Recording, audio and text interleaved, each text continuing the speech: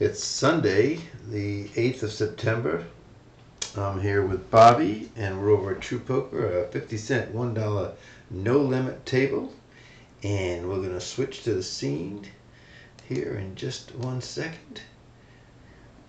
Line this thing up and get going. And Bobby, I see you're at the table here at BC2 dot. What does that mean, by the way? I meant to ask you. You know, it's an old story. I used to play a lot of golf, and I used to mark my golf with two black dots, my golf ball. Ah, All right. And BC is like my initial Bobby Chopra, my friends call me. So one of my golfing buddies nicknamed me Bobby Two Dot, because my golf ball had two black dots on it. I like that. Bobby Two Dots. That's Bobby Two fit. Dot. Yeah. So I just use that BC Two Dot as a screen name. We used to have a guy back in New York. We used to call him Johnny One Nut. Like, like Frankie Four Fingers, Bobby Two Dot, Johnny Two Times because he said everything twice. It's like one of those. So tell me about this week. What's gone down? What's happening? Summer's over. We back in Miami. We're done with Naples. But the last 1 week that we were there, I went to the dog track almost every day. Uh-huh. And for 4 days straight, it was like, oh, hold on. I just got dealt an ace king here, my first hand. Okay. I'm the big blind. I'm watching. Are you on? Can you watch the table? Yeah. Yeah, I've got you up. Everything's good.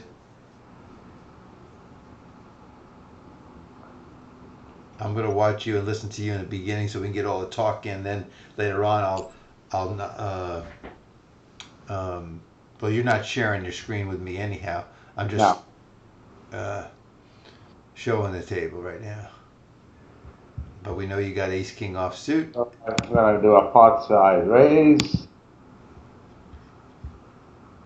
and see what happens. Right. Now that guy was on the button, so we range him a lot bigger than we would anybody in early position because it could be a steal. Now he's saying I'm not stealing. Okay, he's re-raising. All right, we're gonna re-raise him one more time. Okay.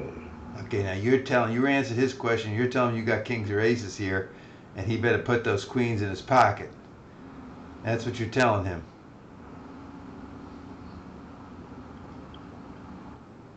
And he says, no, I have the kings or aces, and now you got pot committed. It's 100 for 100. Yeah. He had jacks, and he couldn't throw them away, and he's gonna win $100 on that first hand. Okay.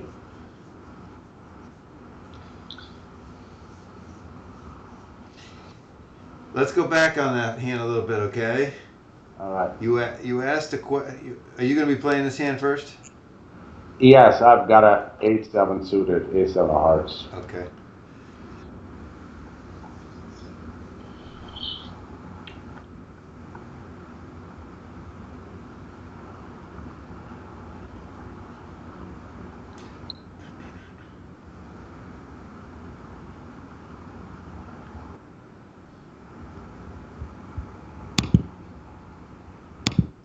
So Raise you to 7. raise.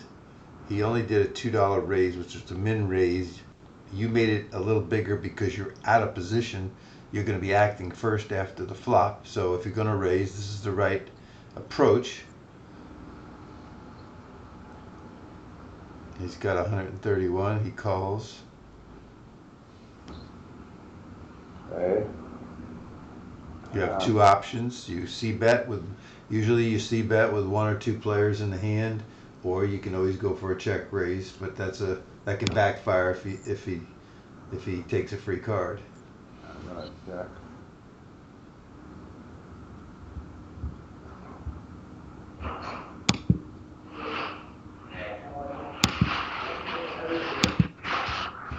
Okay. You do have the option of folding in that situation too. You remember that. But see that worked. The check raise worked. But always remember, you always have options. It's not You're not locked into it. And the other hand, the previous hand, you were locked in with $27 left in 170 in the pot. You had the pot out. You had to see what he had, no matter what he had. Yeah. You playing this hand. No, I'm Okay. gonna fold. So let's go back to that first hand. Now, what I was saying was the guy from the button. You can put him on a wider range of hands because it's a usually a steal from that position. So you raise, but then he came back over the top and he said he had a legitimate hand. At that point, instead of re-raising again, you could have called, seen the flop, and then decided to bail out when you didn't hit your ace or the jack, and you would have saved yourself $75. Okay.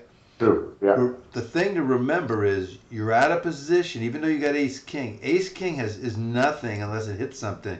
And when you're out of position with ace king, even if he's got a pair of threes, it's a flip, but he's in charge. He's ahead of you, even with the flip.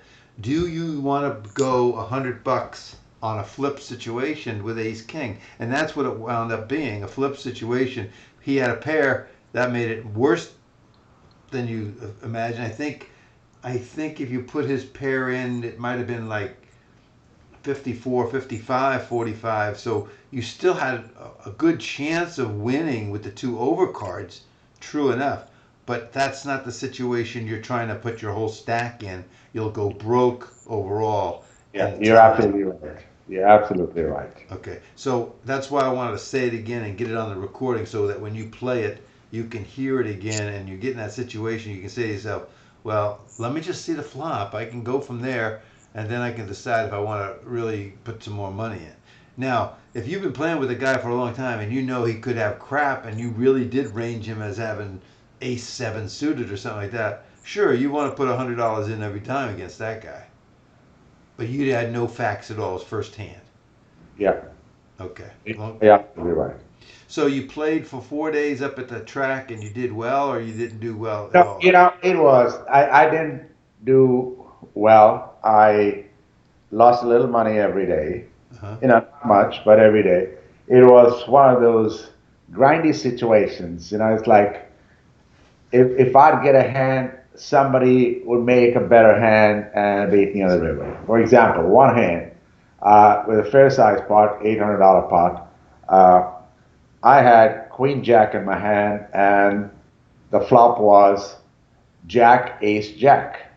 So I got a set of jacks on the flop, and I bet the guy on my left, heads up, the guy on my left, uh, matched called me on the flop, called me on the turn, uh, and then I went all in on on the turn, and he waited. He thought about it for a while. Started talking to me. Will you show me your cards if I fold, or if I fold, or whatever? And I just ignored it, and he called. So he had ace queen in his hand, Uh-huh. and the river was an ace. So he Well, made you want that. You want that. He doesn't have many outs. He's got two outs. He's got two. He's got a 4%. He got lucky, but you want that all day long. yeah, That's the matchup you want. That's just being unlucky. That's not playing. That's not making a mistake. yeah. So it was that kind of a week, Sure. every day I lose a little money, and I was beginning to say to myself, "What the hell? What am I doing wrong?" Or I started questioning myself. Uh-huh. But then Friday night we were back in Miami, and Friday I went to Hard Rock, and I played 2-5 for a couple of hours. Uh-huh. I made about $1,000. Uh-huh. And I got some hands, some small hands, a couple of large pots, got a couple of bad beats, but net I was up $1,000. And then there was a 5-10 game table that started, and I knew some of the guys. And there's one very splashy, loose Asian player, rich guy, who was on the table, and he's known to sort of be the fish, feed everybody in the casino. He's a billionaire. So I sat down at the table, and I was sitting on his left, and sure enough, I got a couple of hands, but In a couple of hours, I was up $4,000, and I said thank you very much, and I walked home. Wow, good for you, good for you. Now listen, I'm sitting at the table now. I'm in the big blind, so no more sharing cards, or anything. But after we'll talk about it and everything. That was a nice night. That was 510. You got 4,000. Yeah, yeah. Good for you. Good for you. You felt comfortable there. You felt like you knew what you were doing. Yeah, yeah, I felt comfortable. I knew what I was doing, and it was sort of wait for good hands. And this guy is very splashy. If he has a pair of jacks, he'll put out $500, on the table. There wasn't. Okay, hang on a second. I'm in the big blind and I got pocket queen. Now this guy has put in the 250. Now I'm going to do it different than you did it. Even I'm just going to call him here, and see now that ace is really bad for me. Yeah, If he checks, I know he don't have the ace. If he bets, I'll probably let this go. But that's not a really good bet here. So I'm going to go to 650 here and see if he really has it or not. If he raises me, I throw it away. I'm going to check it again. Because he might have just a weak ace here. But he's still got me beat even with a weak ace, see? So I'm going to throw it away. Now, I could have re-raised him pre-flop, and I probably would have taken it down. So I was trying to trap him, and I didn't get it. The ace coming on a flop just destroyed my whole plan. But yeah, I lost $10, but I didn't lose $100. yeah. Okay. So now I'm in the small blind. I'm going to pot it. I got ace 6 of clubs, and don't show. Okay. Okay, I'm not playing this hand no matter what, so you can tell me what you got. I got a 7 offsuit. Yeah. Now, this week, one of the homework assignments I'd given you was if you played online or if you played live, try not to play certain hands in early position. You remember that? Yeah, yeah. Did you have any success throwing away Yes, cards that like, yes. King 10 and Yeah. I've been very disciplined with my starting hands. it makes a big difference. It really does overall. I mean, I'm going to go ahead and pot this here. This is the guy on the button that had the jacks against you.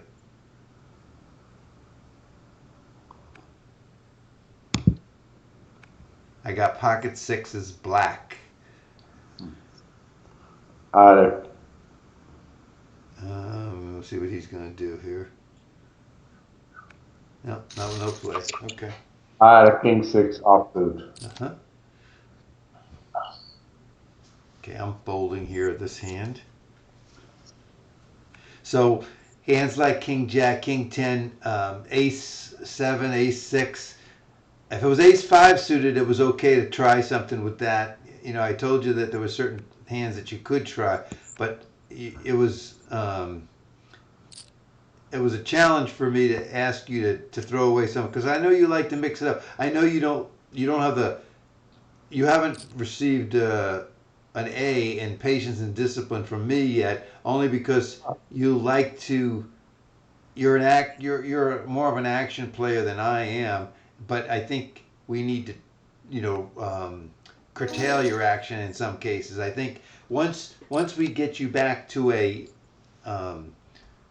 percentage that you should be at for playing, then you can expand again every now and then and play those hands and move that percentage that you play up. I think in the beginning, I think your voluntary entering the pot number was probably above 30, more in the 32, 34 range, and I want to see you sitting down at 18 to 22. And I think right now you're down to probably, in my opinion, I have no data to back this up, just from what I noticed, I'd say you're at 25, 26% right now. So I think you've cut it by half of what I want you to cut it, but I still need you to cut it back another 5 or 6%. Okay. All right. Got it. Then once that happens and you're playing solid aggressive, I don't like the word tight aggressive.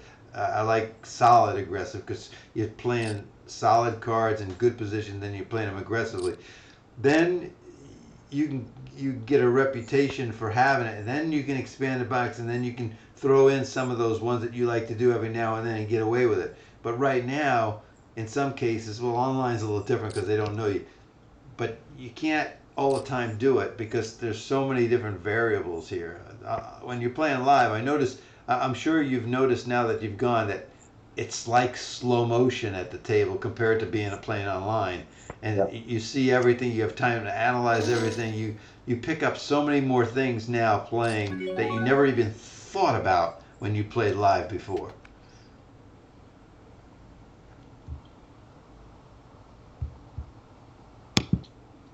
Is I that just, true? yes, absolutely true. I just folded a king eight suited. That's right. You would normally have played that and raised with it. Now, if you were one more to the button, I mean, you're in the hijack right now. You could have tried to hijack this pot with a raise here, but again, you've got four people left. To if someone comes in, then you're still stuck with a crappy hand. You know, you don't. That's the kind of hand you want to just show a little discipline on, and that was good discipline, throwing it away. I'm gonna Three play this. weeks ago, you didn't do that. I'm gonna play this hand, Okay. and Ace 10 offsuit. yeah. What do you got? Uh, Go ahead. Oh. I've got ace jack suited. I put you on ace 10. Just the way you talked. I just listened to the way you talk, and I put you on ace 10. So I was right almost in the wheelhouse there. The person that talks sometimes gives away things, um, the confidence in the way they say something, just the way they say something. I listen to every little thing, and then I try to pick up on that. It's funny, you're, but you're, it's true. you're very good, Al. All right, I got 2-6 suited in the small blind. I'm out of position, facing a raise. Cards aren't good. Easy fold.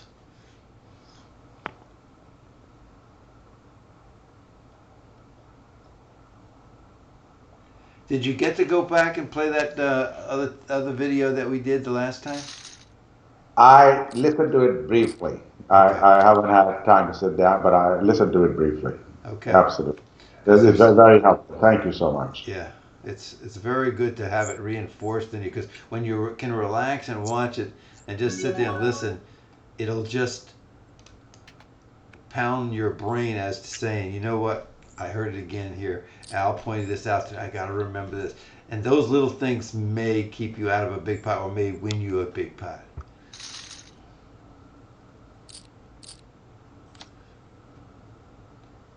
All right, I'm not playing.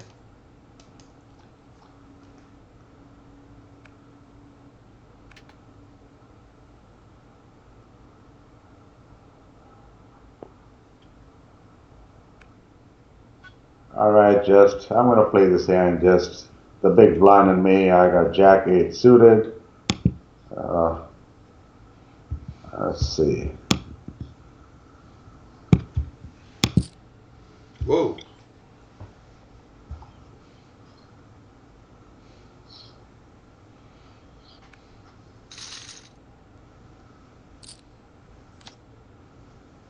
I'm not playing this one either. Never mind. See, it's a little easier for me to say it because I got crappy card, but you have position there. So Yeah, yours have got I you've had got to have something like 10-3 or 9 deuce. I had Queen three offsuit. Yeah, so you got to have something really crappy to make up your mind when you have position and you may be first to enter the pot. So it's got to be really ugly.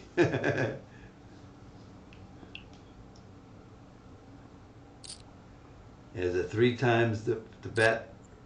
Did you notice when you played the 5-10 that they were sticking to basic, bringing it in? What their bring in was, what they re-raised. Was it normal or was it abnormal? What did you notice at the table?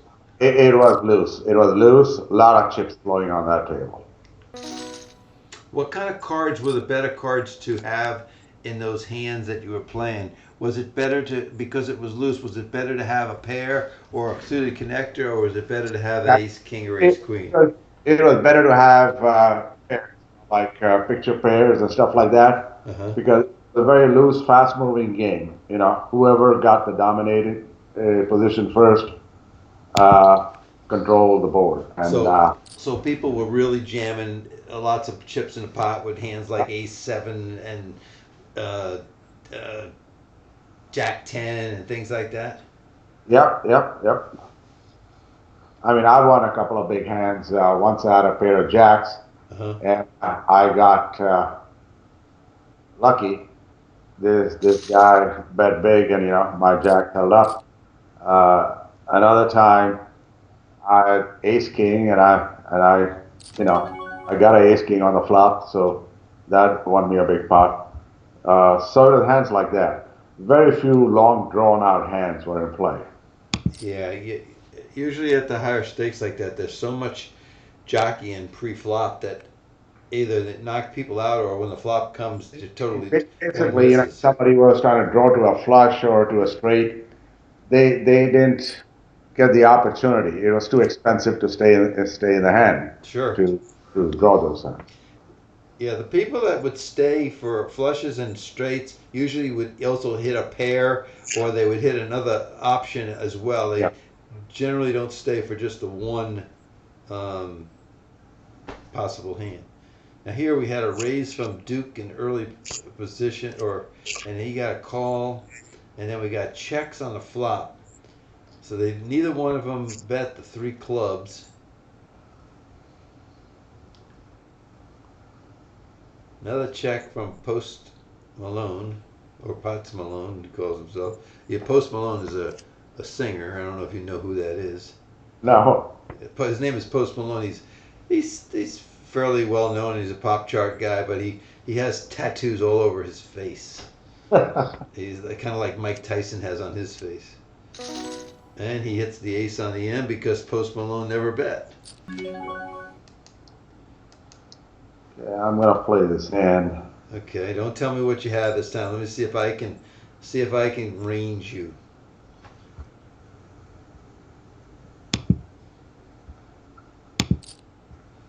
I'm gonna put you on three hands here. I'm gonna put you on King Queen, Ace 10, or Pocket Nines. Ace, Possibly on the outside, 8 7 of clubs suited. ace jack. Ace Jack. Okay. My second guess was Ace 10. Oh, Yeah. so it's pretty close. I would have had you on something I could really narrow down and focus on. Again, I listened to the way you said I'm going to play this hand. I listened to the tone. I listened to. This time you didn't say nothing, so that makes it more difficult. So this is, in my opinion, this is either a much better hand, uh, or you're trying to get away with something like 9-8. So I'm going to fold here, but I had so ace jack again. what was it? Ace jack. Ace Jack again. Wow. See, I thought you might have had an even better hand. Sometimes people are quiet when they have a better hand. I've got King Queen of Diamonds in the small blind. So I'm just gonna pot it. Before I saw you go to the $6, I don't think it's necessary to go $6. You're gonna find out the same thing with a pot size bet. Yeah, I got Queen 4 on the button. It's more than likely, yeah, it's definitely a fold for sure.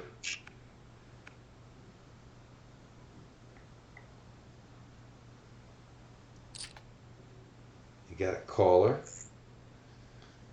Yeah, I had queen seven suited. 13. The notable thing here is the small blind is going 13. Now he's got good money. He's been winning. He's from Ukraine. We know he's aggressive. We know he took some of that money. Some of that 100 is off of you. But now he's out of position, and he's raising these two guys that are in here. He wants one of them guys to remain, not both of those guys to remain. That's why he made it where he made it, because he's out of position. He got a caller. Now this should be probably in the 23-24 area, somewhere around 3/4 pot, although some of these guys will do pot from Ukraine. 23 24 area, somewhere around 3/4 pot, although some of these guys will do pot from Ukraine. 23 24 area, somewhere around 3/4 pot, although some of these guys will do pot from Ukraine. 23 24 area, somewhere around 3/4 pot, although some of these guys will do pot from Ukraine. be Why check. is it? Why is these That's guys? pretty low. Why is it these guys from Ukraine and Russia are aggressive? The Eastern European guys. Because that's just their not only their mentality. That's just their upbringing, their way they get put into the game. Asians were the first to really start playing these games and playing so super aggressive, and now it's those from Soviet Union, Russia, and Ukraine, and what was that? Eastern Europe. As you come further Western Europe, more towards Spain and England, I think they tone it down quite a bit and play a little bit more sensible. Hey, if it works for them, it works. I can't criticize if the guy's got $215 and it's working for him. So, but it doesn't work for everybody. Uh, 8-3 suited. And you'll see if you watch the tape. I threw away Queen 10 offsuit, and it's yes, being first in, I could have done something with it, but I'm too far away from. I just don't feel that comfortable, especially in online play when lots of people like to see flops. It's not good enough. If it was suited, I might have made a play there, but offsuit, it was definitely a fold, easy fold for me. So was this hand. I have a 10-5 suited, but I'm going to fold. Yes, sir. Now, if that was 10-8 or 10-5 or something like that, and you were on the button, I mean 10-8 or 10-9, and you're on the button and you wanted to re-raise there, I had no problem with that at all. Yeah, but with a 10-5, what am I going to make? No, you've got if you've got to hope that Yeah, you hit two fives or a yeah. 10 and a 5. You really don't want to hit sometimes two tens because the fact that somebody else has a 10, they're gonna have a better kicker than you. But it's not a good hand, and it doesn't make straights.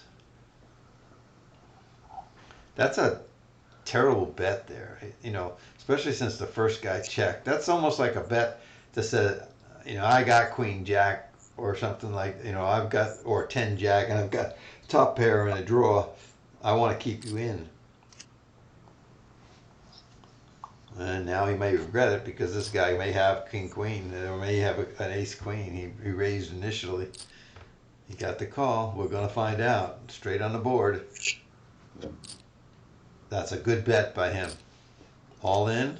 There's the Ace Queen I said. And I said 10 Jack for him and he had 10 Queen. So when you play that back, you'll see my analysis and how I put or what I thought of their hands. And it turns out I was pretty right on both of them. That's where you have to get to.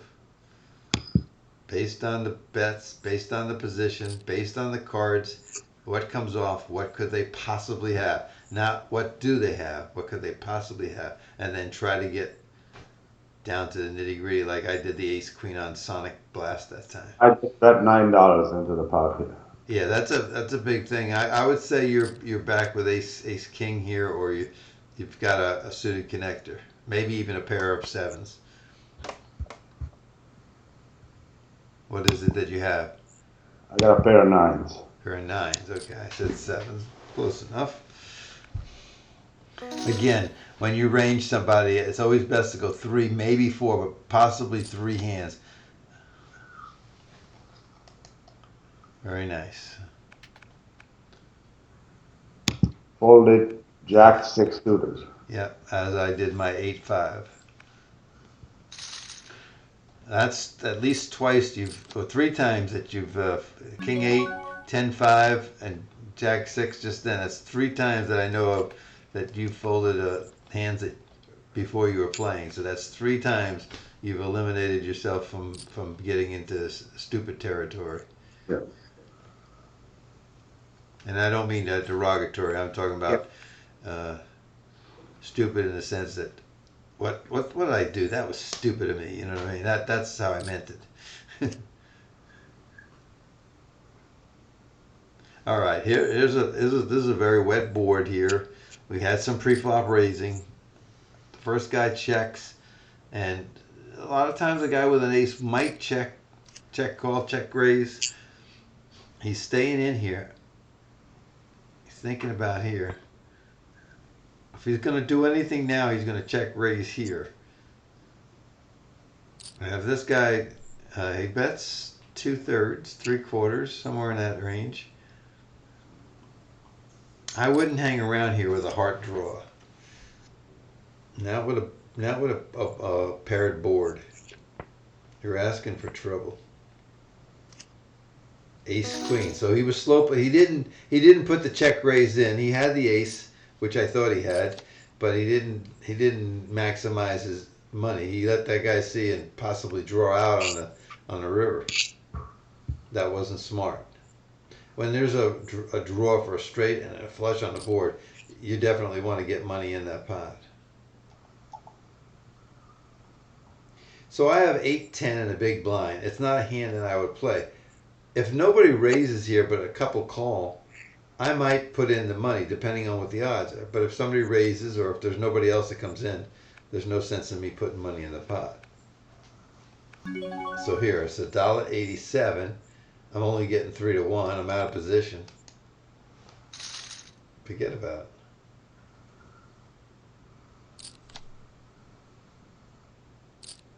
You never want to talk yourself into a hand. I just folded. Nope, don't tell me. Because I got a hand I might play. I don't know yet.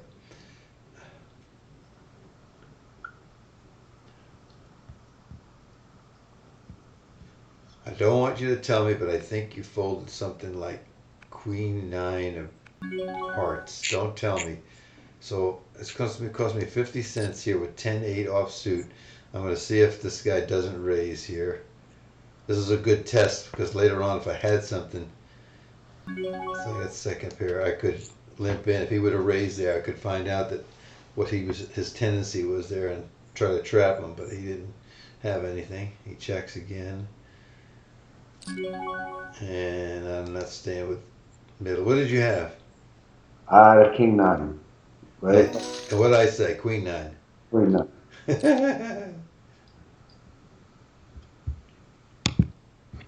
Yeah. I got Jack 9 on the button, and I don't think with that early raiser that I want to entertain this at all. So other than the pocket queens, which I tried to trap and I trapped myself, I haven't had one good hand to really play. Pocket sixes I did have, yes.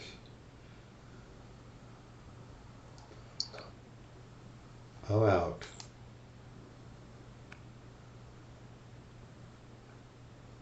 I'm out to out of Queen 4.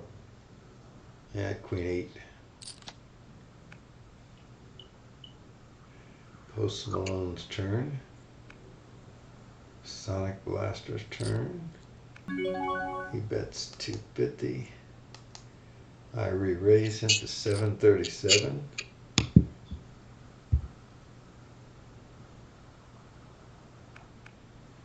I have ace queen of hearts.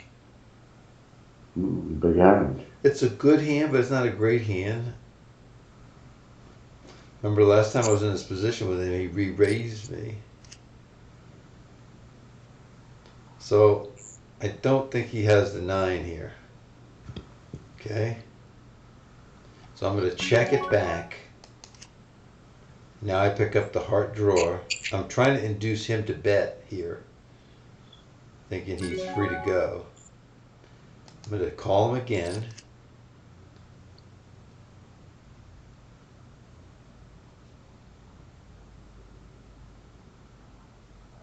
I'm hoping he has 10s.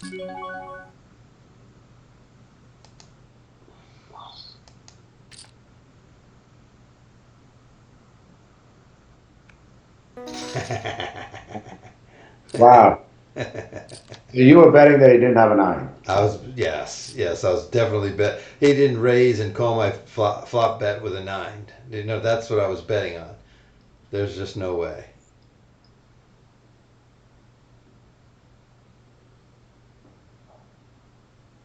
Yeah, that was the whole hand there, knowing that he doesn't have a 9. Otherwise, he would have raised it. Right, and I didn't put him on pocket kings or anything because he'd have re-raised me pre-flop. Yeah.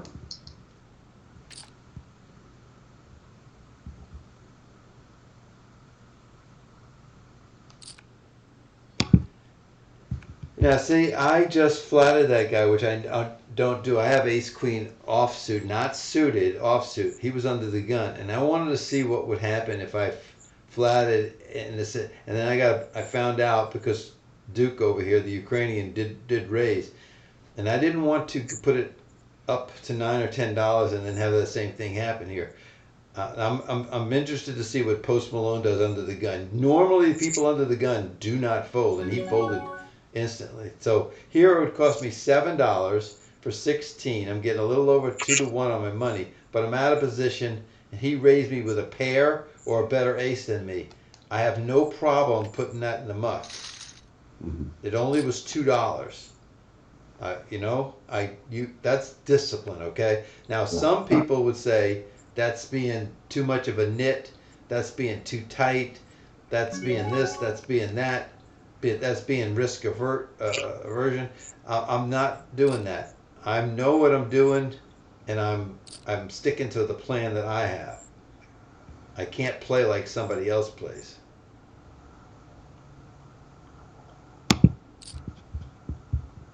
So you called here. I'm gonna say first impression. I would say you had like ace three of hearts, or you had something like 10-8 of something, or you might even have a small pair like the deuces. What do you have? Ace of diamonds, nine of hearts. Ace of diamonds, nine of hearts. Okay, that would have been a throwaway from me. With two guys already in the pot. But now we'll see what happens. Those are three running cards. This guy's going to be a little scared with the hand he raised with, and he's not going to touch it. And Princess is going to bet 450, saying, I've got an overpair, or I've got a pair of fives and I've got a straight draw and an overpair. I'm going to call here. Okay, that would have been my last choice. It would have been fold, re-raise, but not call. Call doesn't get you nothing. If you're looking for two diamonds, you're looking at 22 to 1. Runner is 22 to 1. I don't know what you're thinking. See, now it's gone. See, even Duke was trapping. I'm just going to fold it. The fold would have been my first choice. There's the kings, and there's the ace five. He flopped it. You were going to get nothing from that one. You would have to get runner on that one. And I said Princess had either pocket fives or he had the straight. He already had the five and he had the ace, so he had a nice hand.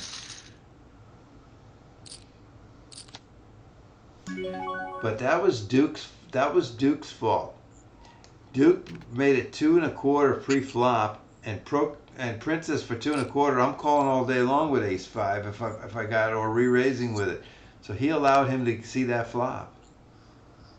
I got a king 10 here. I'm going to fold. Correct. If you played it, it would be a raise, but with 5 people left to act, that king 10 does not have the value that you want it to have.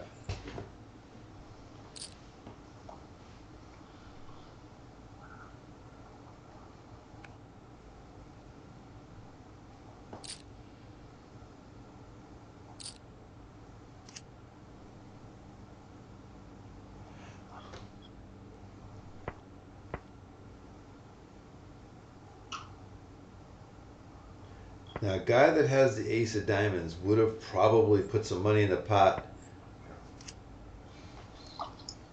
if they had the nut flush already made. They definitely would check.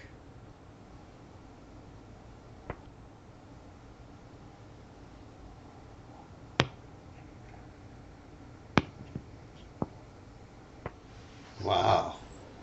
All right, Malone, you called a raise pre-flop. You got to have something here. Put some money in the pot, at least $9. Nothing. 2 free ones.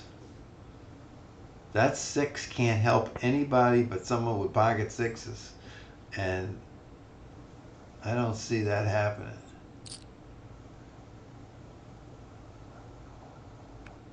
$9. So was he bet? Is Poker Princess betting something like Queen 10 here? We're gonna find out. Pocket threes. There's the Queen Jack over there. Not much of anything happening that time. A little raise under the gun. And a bigger raise from, let's see, let's put you on ace, king, pocket, queens, 7, 8 of clubs, and $109. What the heck? Boy, what do you have? I got a pair of sevens. Can't flip for sevens, can you? Let's say he doesn't have a pair. If he has a pair, he's got a pair that's bigger than you. And if he's got any... Yeah, if he's got ace king, ace queen. You think he'd go $100 with ace king or ace queen? Would you? No. Okay. You answer your own question. Yeah. They probably like that was a big. queen, kings or aces. He might have had tens. I think he might have had tens or jacks, and he really didn't want you to see a flop. But he had a good pair. But if you did see a flop, he at least had a decent hand. So that's where I would put him at tens, jacks.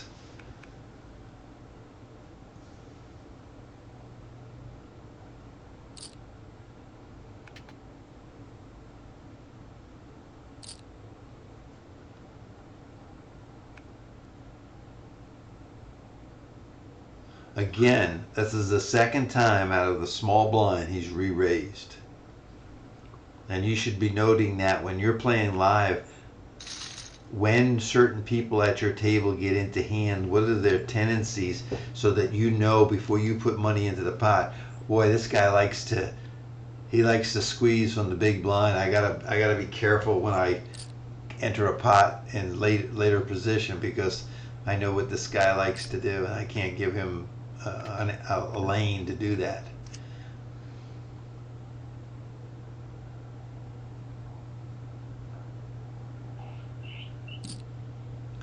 Sure glad the hurricane didn't come through Florida. Oh, thank God. I know, I kept worrying. I didn't know how close you lived to the water in Miami. I know that it wasn't going to get over to Naples, but Miami house. Yeah, we're right on the water here. So. Oh boy. But we're in an apartment building. It's on a higher floor, so it's okay. But still, 180 mile an hour wind. Yeah, you don't want the windows blowing in and it just wetting everything. Yeah. $20 after a check. Usually the check, more than likely, is a loser.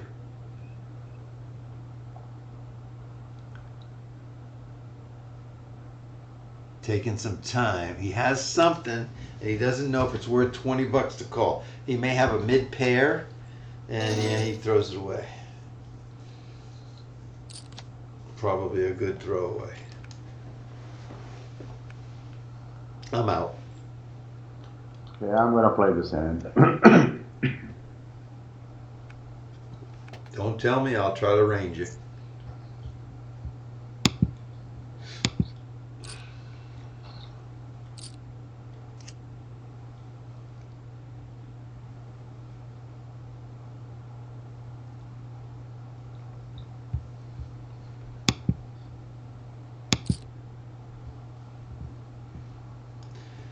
King 10 or Queen Jack?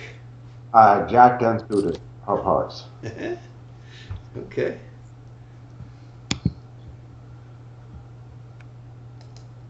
I'm out. I'm out too.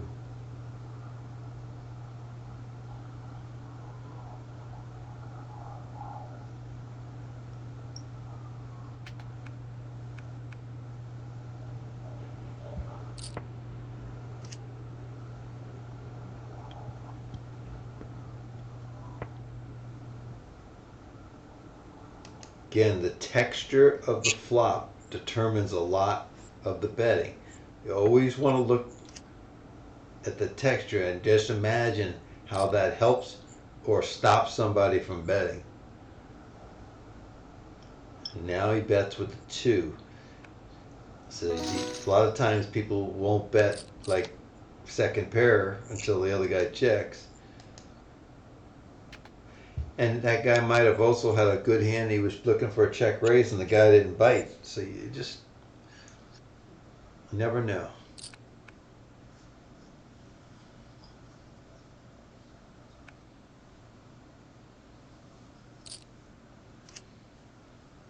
See, when these guys raise the 250 to 287, almost every big blind feels that it's close enough. They're getting maybe 3 to 1 on their money, 3.5 to 1 on their money, and they feel obligated. But they've got lousy cards and they're still out of position. Yes, they could get lucky with it sometime. Now, Malone is saying here that he hit this, and I would have to think that if he called, he has something like King 7 or Queen 7. I, I doubt if he has King Queen. Now 10, now he checks the 10. Very unusual. And he could have been betting that he had hearts with the check raise, and now he's hit his heart. We'll see what he bets here. Any jack here is in trouble. You don't know if the straight's going to hold up or not. He bets 18, which is a very good sized bet to a 22 pot.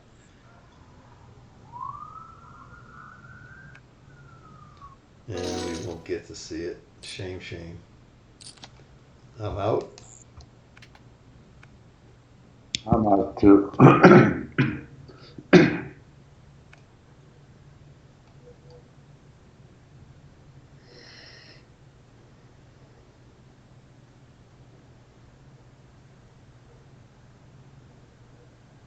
How do you tell with certainty if a guy's on a flush draw or a straight draw or if betting with a two pair? Well, you don't, and there's no certainty about it. All you can do is do your best to get as close as you can.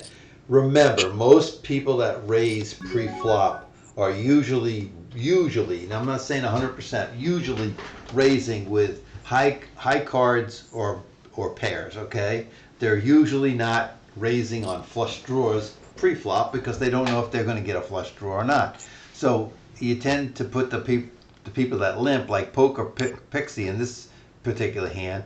This is more likely maybe a suited connector or maybe a suited ace or something like that. It's more or small or medium pair. So based on bet sizing, like Mega Dan here, I don't put him on a flush draw at this point.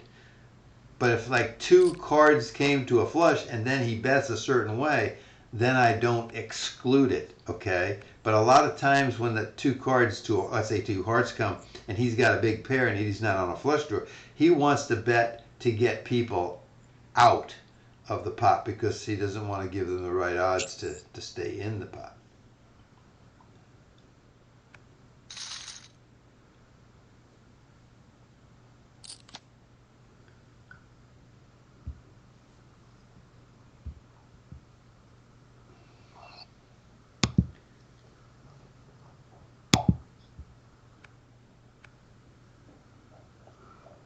I have Yeah. a 2-5 here. Card dead today. I'm not getting too many good cards. Well, sometimes they run in cycles and sometimes they don't. But again, if you're only playing your cards when you're playing online or you're playing live, you're not playing poker. You have to play whether you're in the hand or not in the hand because there's information on every hand that's dealt. Okay, and whether you're in or not, you still need to observe what's going on, who's doing what, how much they're betting, from what position, because they may be in a hand with you at a later time, and you need that information. It's boring. That's why people don't play tournaments sometimes because tournaments can last 5, 6, 8 hours, or in the case of the World Series, it can go 7, 8, 9 days. I won with a 2-5, a walkover. I'll take it. I have 2-9 here, and I'm definitely not sticking around for that. So you're in Miami now for the winter? Yeah, we live here full time, so basically, Okay. in Miami, the home. So what was the place up in Naples? Was that just A summer rental for 2 months. a rental for a couple? Okay, I didn't know if you had a place that you rented to No, it was, somebody else during the year and you kept it for 2 months. yeah. All right.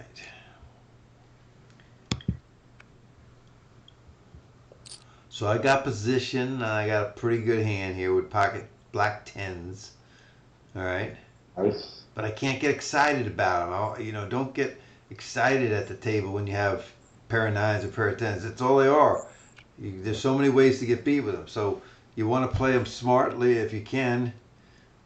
I'm gonna pot this time. Instead of making it 3/4, I'm gonna pot it because I wanna get information. Remember this guy Duke, and he's in a small blind. Twice he's re-raised out of it. I wanted to put some pressure on him. I'm remembering what I learned earlier, and I want to find out what's this guy willing to do with that early raise up there. He comes over the top of me here. Oh my goodness, this guy comes over the top, and he bails out. Well, for $9, I've got to see this flop. Now, the worst thing can happen on this flop is something like three low cards.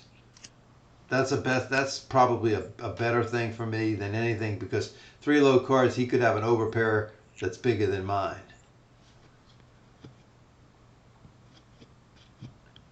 He checks, I check it back.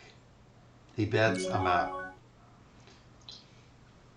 More than likely that if he is in the big blind and he re-raised my bet, he's got an ace. I asked a question, I Mhm. got an answer. I didn't like the answer.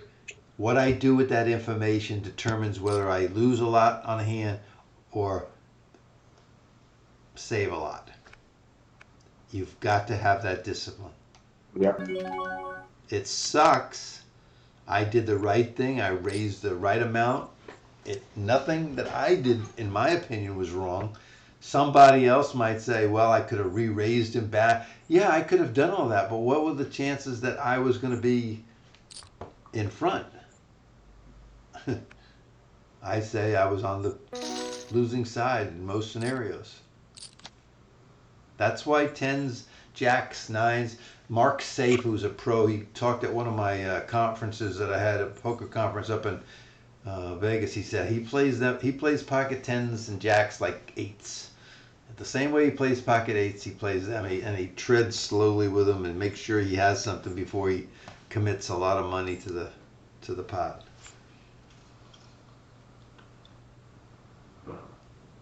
However, there's a new breed of poker player out there. They're more aggressive. They're more inclined to do a lot of things that the old school poker players don't do.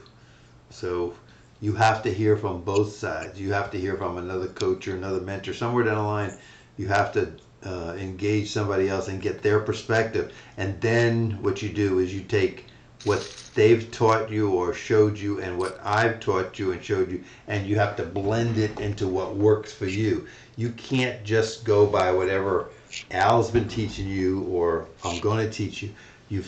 Somewhere down the line, you have to have somebody else step in and say, well, I disagree with Al in this situation where he told you to do this, I would do this. Then you say, okay, well, I could do it this way, or I could do it this way, or I could do it this other. You have alternatives. See, in poker, it's not about doing everything one way all the time. You have to have choices on your attack line. It can Mhm. never be the same. That's why they have the term, you're going to mix it up. You want to play a little bit different from time to time. You want to change speeds. You want to go a little different here and there. That's to throw the opponents off, not yourself.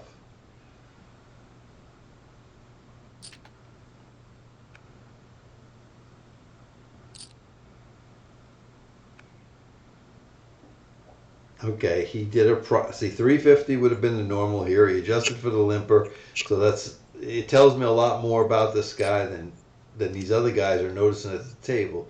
So Here I would think he's going to go $7 to $8 or the pot, but more than likely I'm going to say seven and change. Don't like that bet. See, that's less than half. He's going to get a call there all day long. Does he really want a caller in this situation? Only if he had maybe a set. Let's see, and then he checks the turn. He didn't really want to keep this guy around. And the guy checks it back again. And that's like he has pocket kings. Yes, he does have pocket kings. He was afraid of the ace, and then when the king came, he made the right bet, and that told me he had pocket kings. Yeah, I think if you play the video, you'll hear I said pocket kings before they flipped.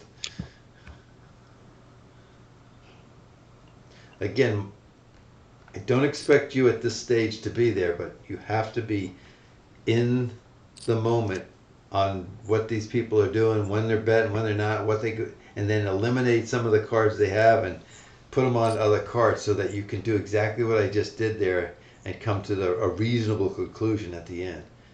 It takes a lot of time to do it. Daniel Negreanu is, I watch him all the time and I learn from him because he's the best. Oh, under the gun with this hand, and I gotta throw it away.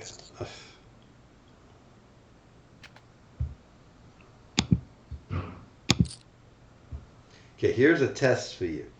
You were listening to me then. You heard me say something and I folded. What do you think I had that I folded based on how I said that? I think you probably had a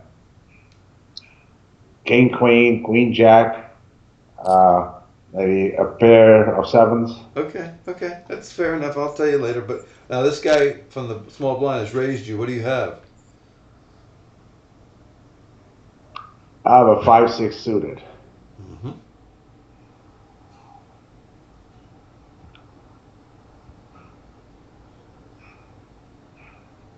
Raise me.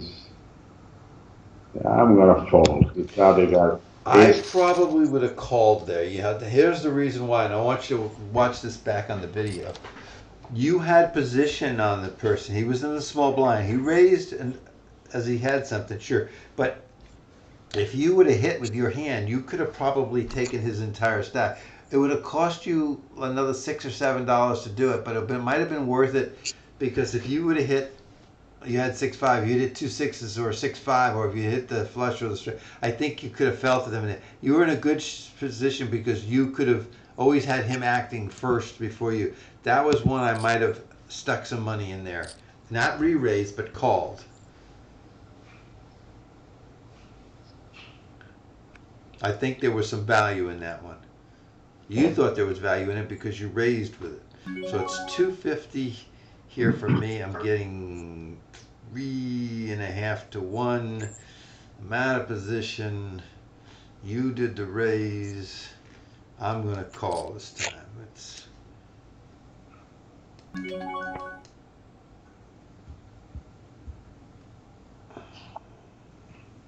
got you on ace jack.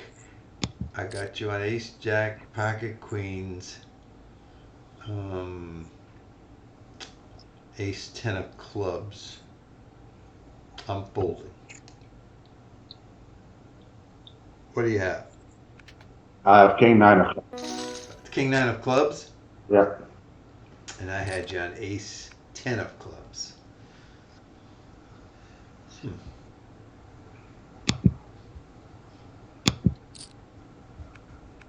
I'm going to get out of this one. You did that pretty fast, so I'm going to put you on ace king here, something to good.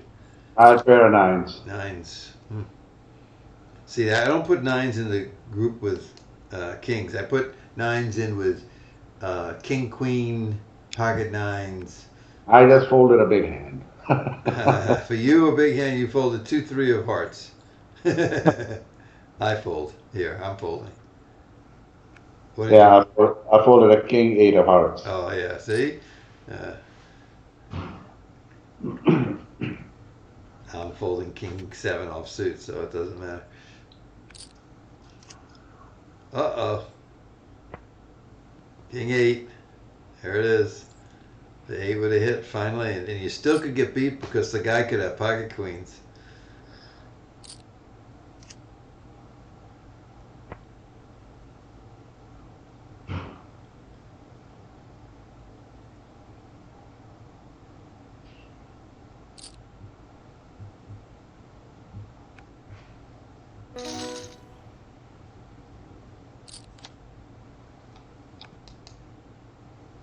I am not playing.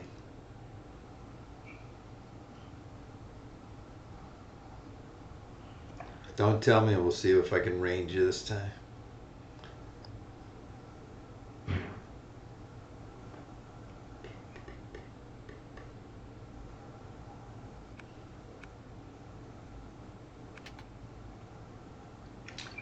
Next time, I gotta get you to. Gotta get you to range everybody that's betting next time, including me.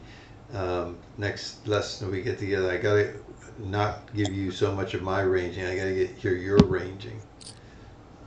You called here, so I'm gonna say you've got something like 10-9, maybe even 7-6. What do you have? Ace 10. Ace 10 is even better.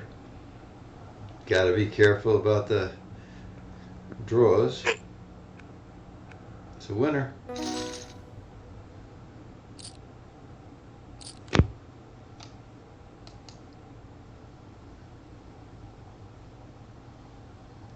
You start ranging people. We'll start.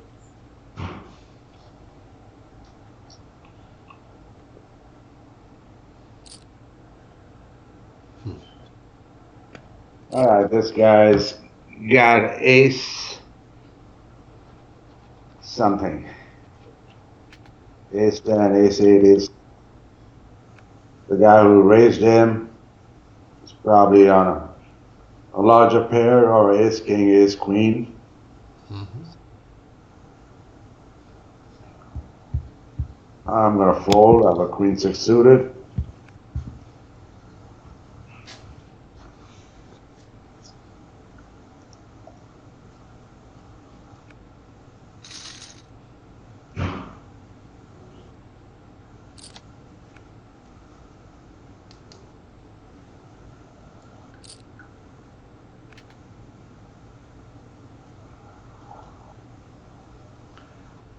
So, again, I would put in the same range that I did the previous guy. I'm folding. I got nothing. So you're thinking, yeah, nobody's going to call. Something, some decent ace. Yeah. Okay. And the.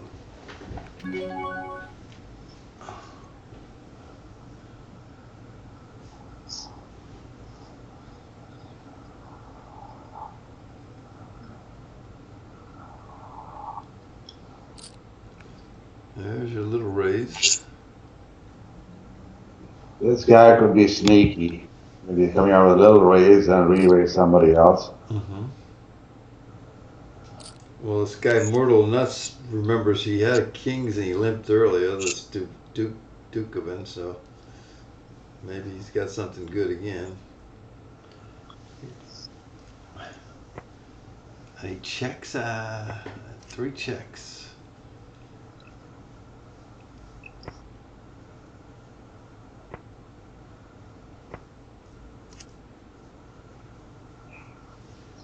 Who's got a 10?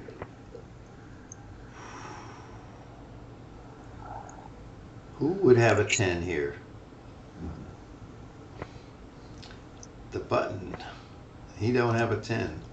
4-2 called. Ace 8 suited raised to 250, and we don't get to see what the other guy had.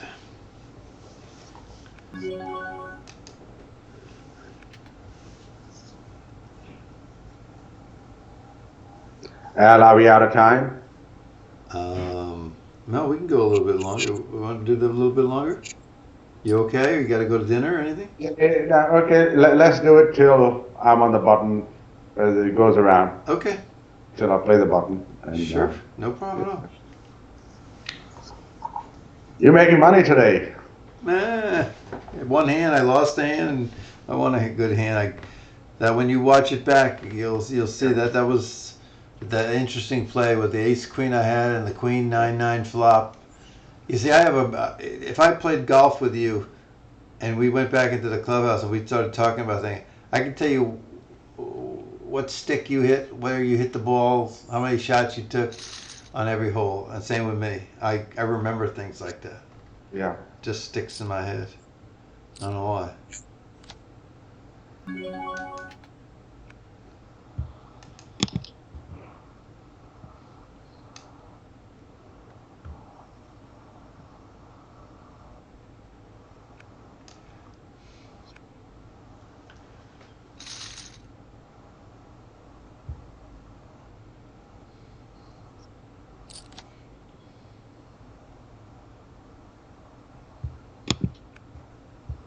That was an easy throwaway, huh?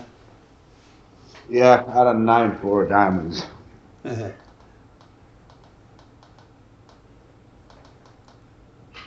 would have played that before. And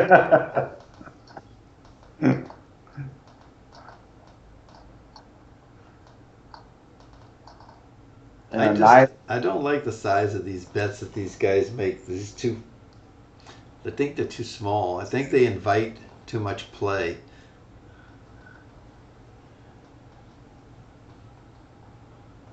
What were you gonna say, Bobby? Yeah, I mean 9-4 to me is the same as 7-2. You Yeah. know. But so many more people put so much emphasis on being suited, and they think it's like steak and potatoes. It's, I can't throw away a suited hand. There's no way. It doesn't matter what it is, and they're wrong. Well, you got an extra hand because black aces jumped in there, changed the cards being dealt. Still didn't get nothing. 10-5 suited. That's the third time. Fourth time I got 10-5 suited. Well, you still got three more hands, so you got to think of it this way: you didn't get any cards then. You got three more hands. Out of four hands, the likelihood of you getting one to play is good. It's just not this one. I can tell by the reaction. You didn't say nothing. It's just not this one. I had a 7-3 this hand. All right, you still got two more.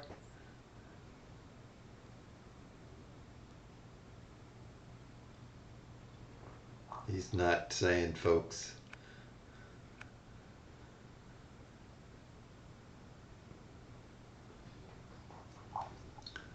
Let's see if he finishes off this hand like he started with an ace jack. That would be sweet. A little raise from the Duke man. Call. I have 8-10 offsuit. All right. Next one's the button, and the last one, we guarantee a winner, right? Yeah. Most of the time when I'm at the casino or I'm online and I get to the last hand, that's the most fear I have in playing poker. Because it just seems inevitably that I work hard and I grind and I get this, and then I get this last hand that just gets me in total trouble, and I either gotta be uh, scared to put my money in, or I've just been snake bit by it so many times. I've got to be so aware of it that it affects my play. It's a strange thing. I've lost stacks sometimes on the last hand.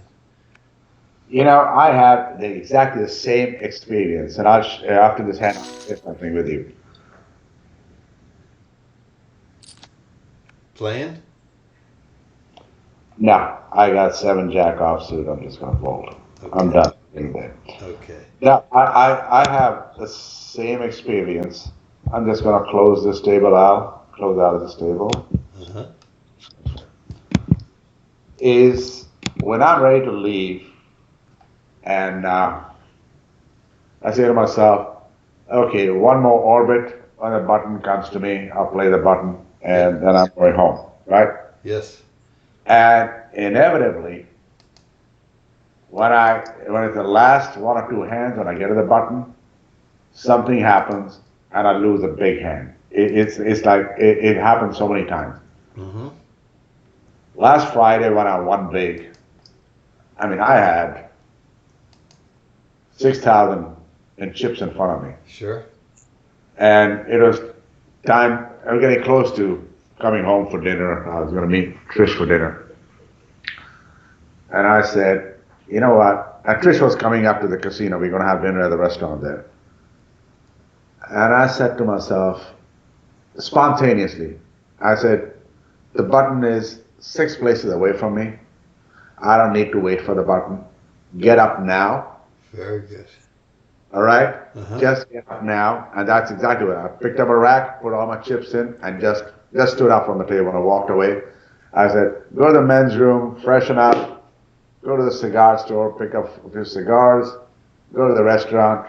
I'll wait for Trish at the bar, have a martini, and just call it a day.